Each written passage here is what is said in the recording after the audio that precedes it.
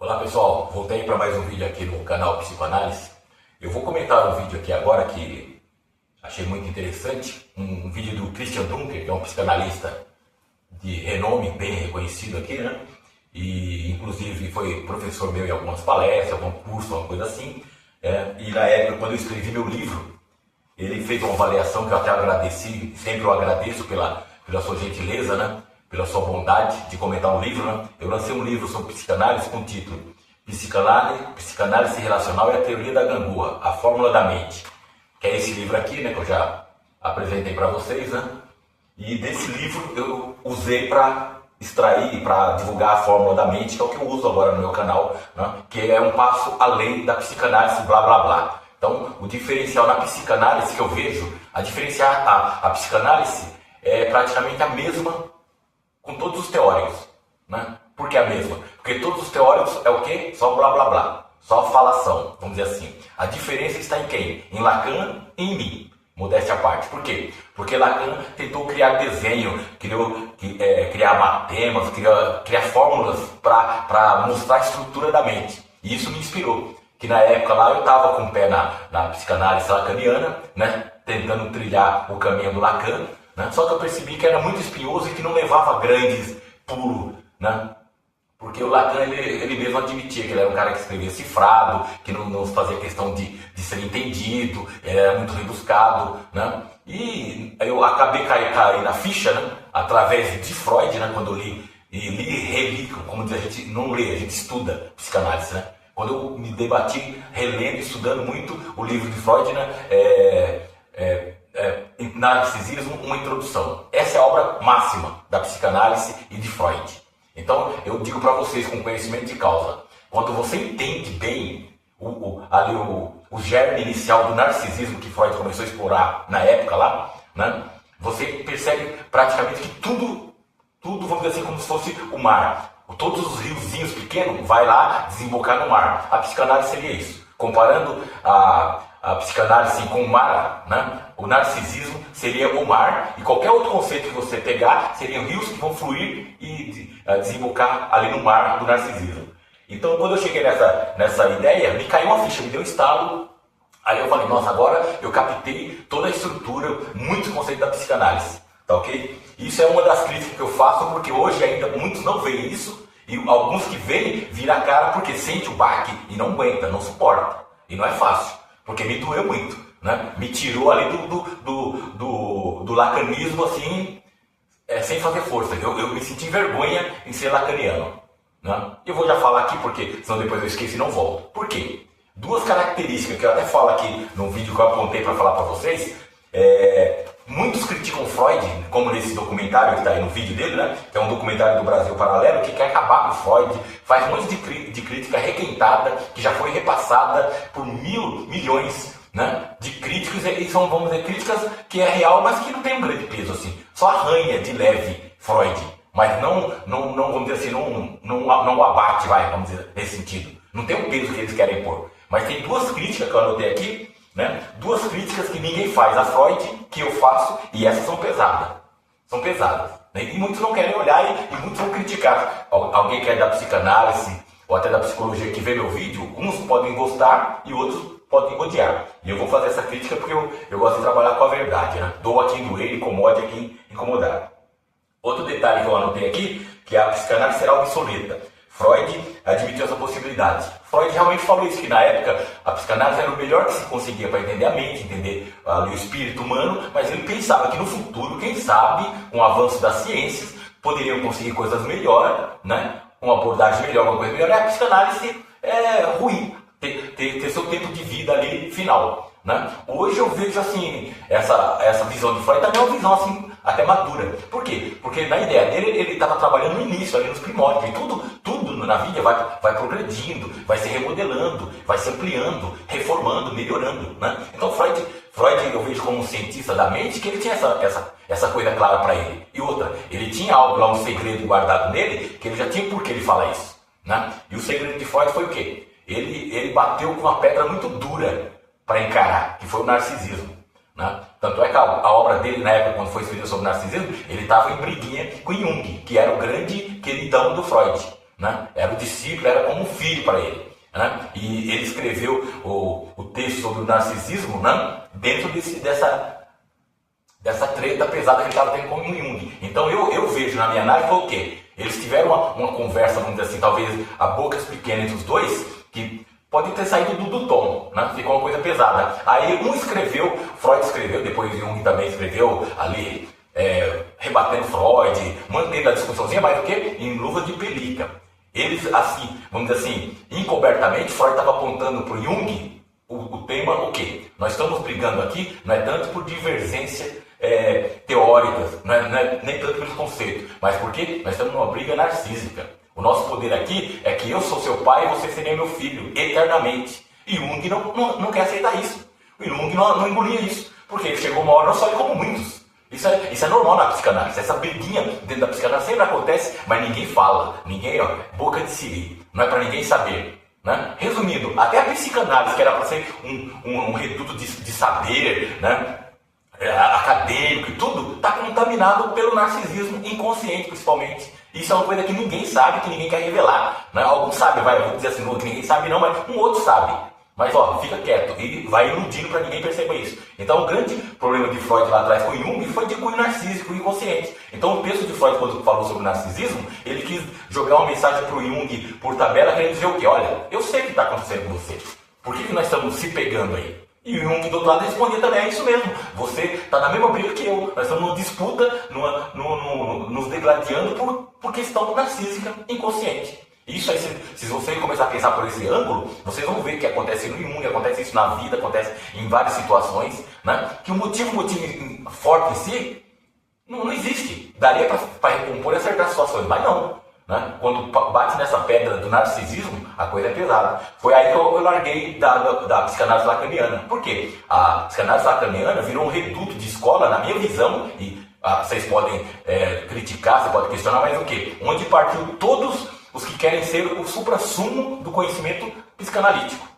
Então, a psicanálise lacaniana vira como se fosse um grife da psicanálise. Se você é lacaniano, psicanalista lacaniano, você é top. Você é todo poderoso. Os outros são tranqueira. Entendeu? Então, resumindo, eu senti isso. E eu via que o Lacan em si tem um conceito outro legal, bacana. Mas o grande peso dele é uma nova versão do que Freud falou. Seria um requentamento de Freud usando termos técnicos. É igual você pegar um remédio, né? Ou então ali as normas da advocacia e usar aquelas palavras todas enroladas que você fala, nossa, o que o cara tá falando aqui? Não tô entendendo nada.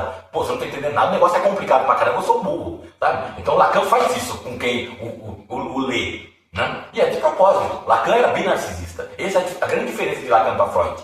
Freud quis ser um professor, escrevia bem, né? Tanto é que ele foi indicado para o prêmio Nobel, ganhou um prêmio Goethe como escritor, e o Lacan, para quem eu saiba, nunca ganhou nada. Né? Que o Lacan, ele, vamos dizer assim, Freud tentou usar o seu narcisismo de uma forma contida, tipo assim, monitorado, né? Ele fez ali. E o Lacan não, o Lacan meteu uma segunda ou terceira marcha no narcisismo dele, certo? Então, hoje eu digo, o psicanalista lacaniano, ele tem um nível de narcisismo pior do que qualquer outra linha psicanalítica. Isso é fato. Né? Só partir com análise, né? Ponha um deles ou para conversar uma análise, você vai perceber essa coisa borbulhando. Tá? Então, resumindo, eu já tenho os pontos que eu ia comentar depois, eu vou só agora, como diz assim, detalhar. Na época, quando eu cheguei na minha teoria aqui da gangorra, tudo graças a Freud, né, inspirado por Freud, eu me deparei com esse livro aqui, tá? Que é excelente. E ele praticamente chegou quase nas mesmas ideias que eu, só que ele não tinha um desenho também. Né? O Victor Manuel Andrade, ele é psicanalista didata, né, da Sociedade Psicanalítica do Rio. Né? E esse livro dele aqui, O Narcisismo e o Mal-Estar na Civilização, ele juntou dois textos do Freud. O narcisismo e o mal-estar na civilização. Isso foi um grande mérito dele. Ele fez uma ponte entre as duas teorias e mostrou que como uma coisa reverbera na outra. Então, resumindo, pessoal, o que eu quis dizer para vocês aqui é o seguinte: todo mundo está criticando Freud, assim, por quê? Porque dá ibope, porque ele é um poderoso a ser abatido, né? E quem conseguir abater um gênio ganha ponto, né? É igual Sansão e Golias, né? Se você conseguir destruir um ídolo ali, né? Acertando seu calcanhar de Aquiles, você é muito poderoso, né? E no meu caso aqui, eu apenas vi o óbvio. Duas críticas que eu falei que ia apresentar aqui, que é meio que indefensável para Freud, foi isso. Ele olhou e sentiu introdução, ele sentiu narcisismo. Ele sentiu. Aí ele fez o quê? Introdução ao narcisismo. Depois, na obra dele, ele nunca voltou para criar um texto próprio, direto, sobre o narcisismo. Nem no final, né? Quando ele fez um compêndio de psicanálise, tipo assim, um fechamento da obra dele, já no final da vida, tal, que ele fez um apanhado, como se fosse um resumão da obra, ele não deu um relevo para o narcisismo. E isso é sintomático em Freud, para provar justamente o que eu acabei de falar para vocês. Freud foi o único tema que ele temeu, que ele, entre aspas, se acovardou de trabalhar a fundo. Porque é pesado, o narcisismo vocês estão sentindo. Né? Ninguém escapa do narcisismo. Hoje, a grande mídia, em geral, assim, né, o mundo, né, nosso atual, né, ele fala assim do narcisismo, mas o quê? O lado perverso, o lado doentio. Querendo dizer o quê? Narcisismo é sinônimo de egoísmo, de pessoas ruins, de pessoas doentes. Querendo encobrir o quê? Todos nós somos narcisistas. Todos nós temos grau narcísico. E um que é o normal, daqui a pouco ele pode se tornar doentio, né? Que é o transtorno de personalidade narcísica, TPN. Né? O transtorno de personalidade narcísica é quando você vai evoluindo num grau, crescendo de narcisismo. É o que hoje o capitalismo selvagem está fazendo. O capitalismo está pegando narcisista, hoje seria mais ameno, mais tranquilo, né? E fazendo eles bombarem na R4, se tornando narcisista doentio, patológico, sabe assim? Explorador, né? Por quê? Tá como se fosse assim, saindo do padrão Freud, que seria um narcisismo um pouco mais contido, um padrão Lacan, um narcisismo mais exibicionista, entendeu? Então você vê que a coisa tá nesse nível. Então, resumidamente, as duas críticas para Freud é essa. Uma é essa, né? O narcisismo. E outra, o Freud naquela época. Eu não condeno o Freud por isso, porque o nosso conhecimento é datado. Eu não posso falar coisas daqui 100 anos que vão aparecer lá na frente, eu não tenho como saber agora. A gente pode, como gênio, intuir. Né? Que nem eu digo para vocês, eu tenho certeza, daqui 50 anos, todo mundo vai estar com narcisismo assim na boca, assim, ó, não vai ter como esconder mais. Narcisismo completo, não é o narcisismo só doente, o narcisismo total. Todos somos narcisistas, inclusive as pessoas de bem muitas vezes é mais narcisista do que um narcisista doente. Porque ela vai usar de vários meios, várias defesas, vários assim, vamos dizer assim, desvios, sabe assim, para poder exercer o seu narcisismo. Numa polaridade que aparenta ser do bem. Seria o famoso golpista. O golpista é um narcisista que se passa por uma pessoa bacana. Né? Então, já estou até ilustrando. Eu gosto de ilustrar coisa para a pessoa entender, não ficar ali no blá blá blá. Eu detesto blá blá blá, eu gosto de provas. Então, resumindo, o narcisista do bem é o tipo golpista. Você olhando de fora fala, nossa, pessoa bacana, maravilhosa, quer ajudar, tem Deus no coração bacana, mas o que ela quer? Ela quer ferrar com a pessoa de todo quanto é jeito. Essas são as pessoas do bem que quem vê fala, não, isso aí não tem nada a ver com narcisismo. Totalmente narcisista. Por quê? O narcisismo é o quê? É voltado para si mesmo. E Freud fala uma coisa lá que hoje está se tornando fato. Né? Na época que ele falou lá nas construções teóricas dele, ele disse duas coisas lá que hoje a gente vê como confirmado. Ele falava o quê? A mulher tem inveja do pênis. Olha só, um erro de entendimento lá atrás. A mulher tem inveja do pênis. Mas a mulher não tem inveja do pênis, órgão. Ela tem inveja do que simboliza o pênis. Pênis é de homem. E homem simbolizava o quê? Nas gerações lá atrás. Né? O homem era o poder. O homem era a dominância. Então a mulher tem inveja do poder, da dominância. Né? Então, por tabela, é uma frase figurada. A mulher tem inveja do pênis, não porque ela quer um. Ela não quer isso. E muitas textos foi escrito porque queria dizer que a mulher queria isso. A mulher queria ter o pênis, que ela não estava satisfeita com o órgão dela. Uma babaquice, que a pessoa não entendeu. Isso é uma linguagem figurada. Quando Freud disse que a mulher tem inveja do pênis, é para se ler o quê? Pênis é coisa de homem, homem é coisa de dominância, de poder, de liberdade e de mando. E a mulher quer isso também. Ela não quer ser tão pau mandado, ela quer mandar também. Tanto é que hoje a gente vê o feminismo. Né? Tá aí para escancarar o que Freud falou. E as feministas na época lá caíram de pau. Tá ok? Então uma falha foi essa do Freud, e a outra é jogar pro biológico. Freud lá atrás ele viu muitas questões querendo amarrar no biológico. Por quê? Porque a ciência pega uma coisa assim como base para se segurar, para se certificar das suas ideias. Então Freud ficou amarrado no biológico. Então tudo teria que morrer no biológico. Hoje ainda muita gente faz isso, que é uma babaquice. Né? Porque o mundo cerebral, tudo bem, tem uma ligação completa com o biológico. O mundo cerebral, cérebro. Mente não. Mente é como se fosse até uma desvirtuação do cérebro. Porque a mente faz coisas que o cérebro não entende, não faria, e ela tem um poder sobre o cérebro. né? Então, resumindo, a mente é um outro campo, é outra vida. Então, ali não vale tanto as leis biológicas. Ela acha que tem uma derivação. A mente tem uma derivação do cérebro. Tanto é que o id é o campo de passagem ali, não? É a ponte de ligação entre o cérebro e a mente. Seria o id. Mas depois tem o ego, o superego e tal, né? A consciência inconsciente, que já é um outro mundinho. Né? Mantém ligação, né? Mantém ligação, que nem como a gente tem pai e mãe, nós somos a continuação do nosso pai e nossa mãe, mas nós somos diferentes deles.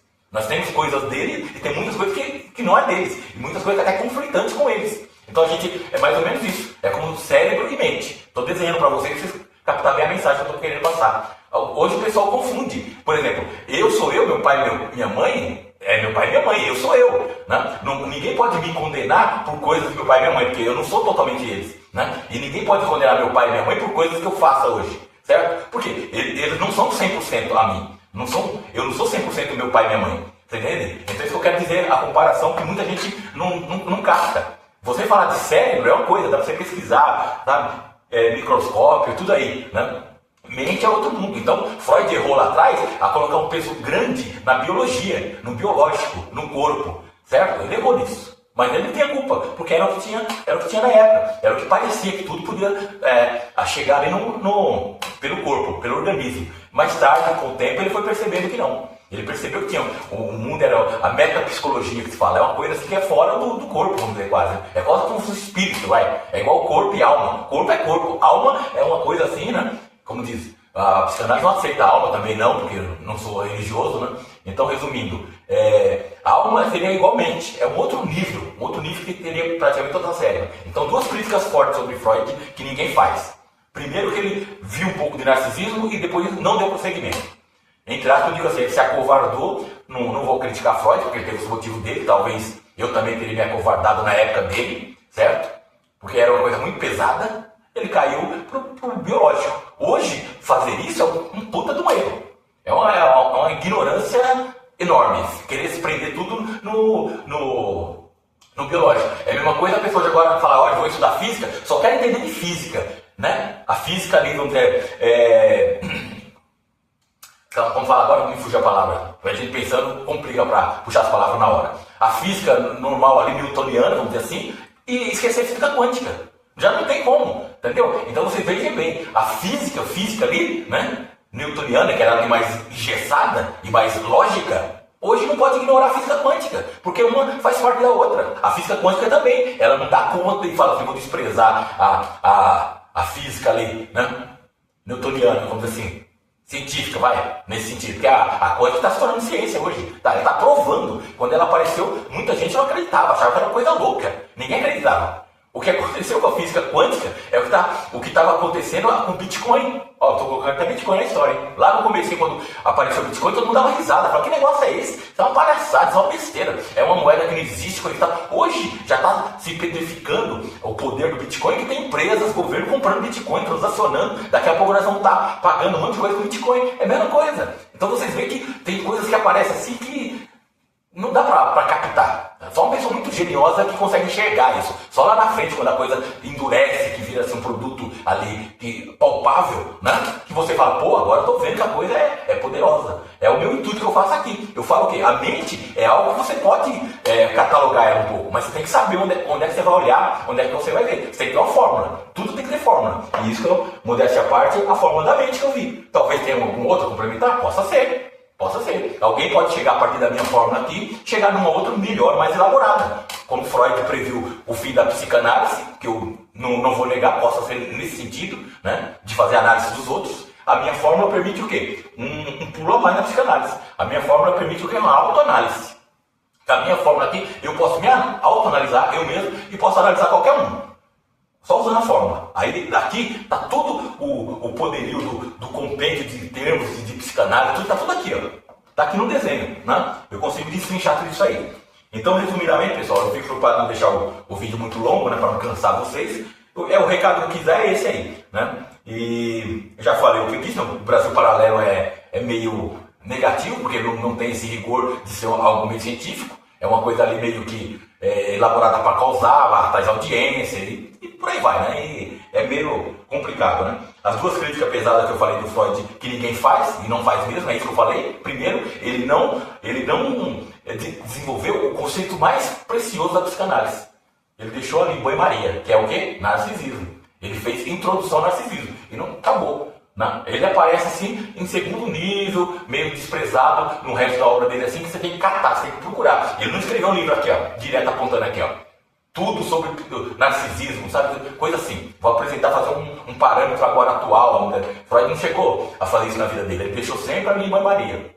E quase ninguém comenta o narcisismo nesse tom que eu estou falando. Hoje o mundo está provando o poder do narcisismo, porque hoje ele está descontrolado. Entendeu? Quer dizer, agora que o capitalismo se apoderou dele em 1920 lá, como disse, o capitalismo é o grande defensor, o grande conhecedor e o grande prova do poder da psicanálise na vertente narcisismo. Está aí o capitalismo para provar. Então, meus vídeos, fatos, tudo, prova o tempo todo isso aí. Onde Freud deu um tirinho certeiro, o melhor tiro, né? Como ele fala, é algo que a gente só consegue numa vida assim, ter uma inspiração que ele teve com o narcisismo, só que ele abandonou o tema, como eu falei novamente, ele pode ter se acovardado por vários motivos. Não vou criticar Freud, porque ninguém sabe os problemas que cada um teve, mas ele perdeu a chance de pegar algo que é problemático. Ele não quis encarar. Eu estou encarando isso e estou pagando meu preço.